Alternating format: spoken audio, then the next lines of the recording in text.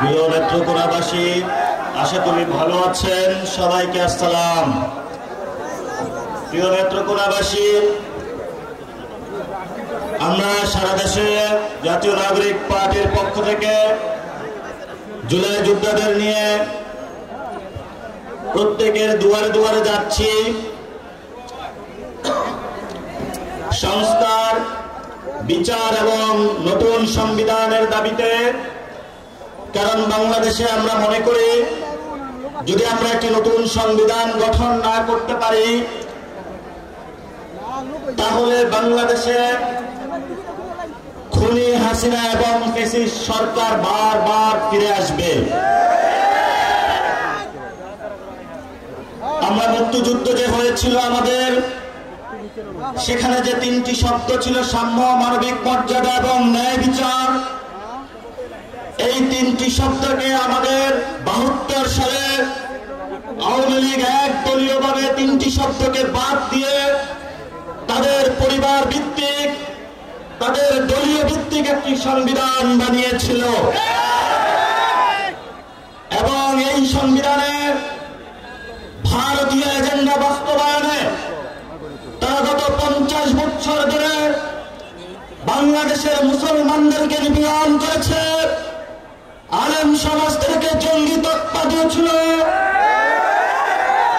আমাদের নারীদের উপর অত্যাচার চালিয়েছে তারা, আমাদের পাহাড়ি ভাইদের উপর অত্যাচার চালিয়েছিল, বাঙালি জাতীয়তাবাদের মধ্য দিয়ে বাংলাদেশে তারা বিরোধের রাজনীতিতে ঠেলে দিয়েছিল। আমরা জাতীয় নাগরিক পার্টি এনসিপির পক্ষ থেকে আপনাদেরকে উদাত্ত আহ্বান জানাচ্ছি, আমরা যদি শক্তিশালী একটি বাংলাদেশ গঠন করতে চাই, তাহলে আমাদেরকে একটি নতুন সংবিধান বানাতে হবে। যেই সংবিধানে সাম্যের কথা থাকবে, যেই সংবিধানে মানবিক মর্যাদার কথা থাকবে, যেই সংবিধানে ন্যায় বিচারের কথা থাকবে, যেই সংবিধানে আপনার সন্তানের ভবিষ্যৎ নির্ধারণ থাকবে, যেই সংবিধানে আমাদের অধিকারের কথা থাকবে, যেই সংবিধানে আলেম সমাজের অধিকার থাকবে।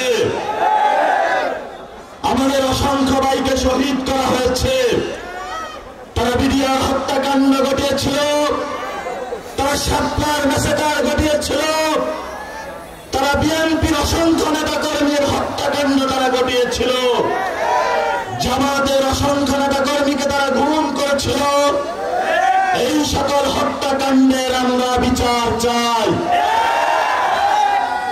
আমরা সকল দল, বিএনপি জামাত থেকে শুরু করে যারা বিভিন্ন সময় করে দল করে নাই, রাতে রাতের খাট থেকে বাংলাদেশের খুনি বাহিনী তাদেরকে নিয়ে গিয়েছিল, জেলে বলেছিল, লাশ সাগরে ভাসিয়ে দিয়েছিল।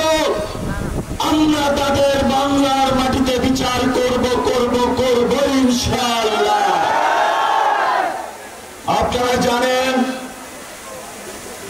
বর্তমান বাংলাদেশে আমাদের যে সংসদীয় ব্যবস্থা রয়েছে, শেখ হাসিনা মতন একজন খুনি ফ্যাসিস্ট সরকার আমাদের সামনে বারবার ফিরে আসবে, যার হাতে বিচারালয়ের ক্ষমতা, যার হাতে সংসদীয় ক্ষমতা, যার হাতে নির্বাহী ক্ষমতা। এই জন্য আমরা পাওয়ার ব্যালেন্সের চেক করার জন্য পিআর পদ্ধতিতে উচ্চ কক্ষের নির্বাচন চেয়েছি। কিন্তু যারা ফ্যাসিস্ট ক্ষমতার কাঠামোতে থাকতে চায়, তারা এই বিষয়ে জনগণকে ধোঁকা দেওয়ার চেষ্টা করছে। রাজপথে ঐক্যবদ্ধ থাকবেন, বাংলাদেশের মানুষ নতুন সংবিধান, সংস্কার এবং শেখ হাসিনার বিচারের টিকিট নিয়েই ঘরে ফিরবে ইনশাআল্লাহ। প্রিয় নেত্রকোনাবাসী, প্রিয় বাংলাদেশবাসী, বাংলাদেশে অসংখ্য হত্যাকাণ্ড ঘটেছে, অসংখ্য ঘটনা ঘটেছে। এর মধ্যে বড় একটি ঘটনা হলো 10টা অস্ত্রের চালান। যদি অস্ত্র হ্যান্ডেলই করতে না পারেন, তাহলে নিয়ে আসেন কেন আপনি? আমাদের দক্ষিণ এশিয়াতে এই অস্ত্র কাহিনীর কারণে বাংলাদেশ সার্বভৌমত্বের হুমকির মধ্যে পড়েছে।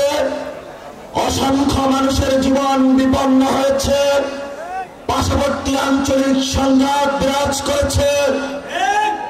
আমরা দেখতে পেয়েছি বিচারের নামে প্রহসন হয়েছে।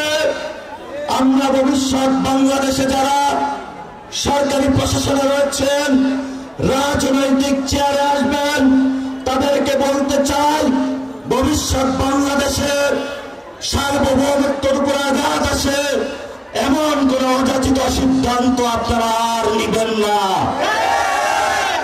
আমি বাবর ভাইকে সম্মান করি, তারা নির্যাতিত নেতা, কিন্তু আপনার ওই কাজ আমি সমর্থন করি না। আপনার এই কাজের কারণে বিএনপি ক্ষমতায় আসতে পারে নাই। হাসিনার মতো একজন খুনি ফেসিস ক্ষমতায় এসেছিল। গত 15 বছরে যারা বিএনপির নেতা কর্মী নির্যাতিত হয়েছিল, আমার ভাইদের উপর রক্ত চালিয়েছিল, গুলি চালিয়েছিল, এর জন্য ইতিহাসের কাঠ গড়ায় আপনিও দায়ী থাকবেন। আমরা শান্তি চাই, আমরা অশান্তি চাই না। বাংলাদেশে যদি কোনো ব্যবস্থা না হয়, সেই ব্যবস্থা সঠিক নিয়ম নিতে হবে। মণিপুরি, আসাম, পশ্চিমবঙ্গ থেকে শুরু করে যেখানে যারা রয়েছেন, আমাদের বাঙালি ভাইয়েরা, মুসলমান ভাইয়েরা, তারা আজকে নির্যাতিত হচ্ছে এবং সেই নির্যাতনের জাতাকলে ভারত সরকার দিন দিন বাংলাদেশে তাদেরকে পাঠিয়ে দিচ্ছে। এই সংঘাতের পিছনে আপনি দায়ী। এই জন্য আমরা বাংলাদেশের রাজনৈতিক ব্যক্তি, সচেতন সমাজ সকলকে আহ্বান জানাবো, ভবিষ্যৎ বাংলাদেশে ভারত থেকে, আসাম থেকে, পশ্চিমবঙ্গ থেকে সীমান্ত হত্যা হচ্ছে, মুসলমানদের উপর নিপীড়ন হচ্ছে, বাংলাদেশি বলে, বাঙালি বলে যাদেরকে প্রতিনিয়ত বাংলাদেশে ফেলে দেওয়া হচ্ছে। ইউরোপ সরকারকে বলে আপনি দ্রুত প্রতিবাদ করুন, ইন্টারন্যাশনাল এরিয়ায় উঠুন।